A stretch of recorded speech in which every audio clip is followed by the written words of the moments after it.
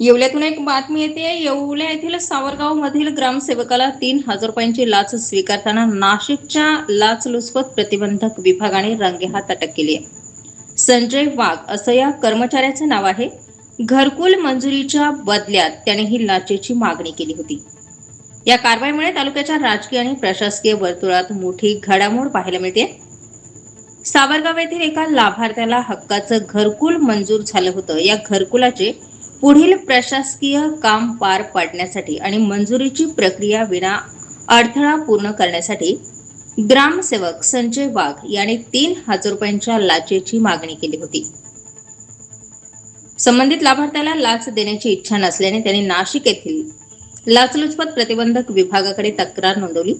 तक्रारीची शहानिशा केल्यानंतर पथकाने सावरगाव परिसरात येऊन ठरल्याप्रमाणे तक्रारदाराकडून 3,000 रुपयांची लाच स्वीकारताना संजय वाघ याला रंगेहात अटक केली आहे. येवला तालुक्यातील सावरगाव येथील ग्रामसेवकाने घरकुल मंजुरीच्या कामात अडथळा न येण्यासाठी 3,000 रुपयांची लाच मागितली होती. स्टार 24 फास्ट न्यूज साठी दीपक ढोकळे, येवला.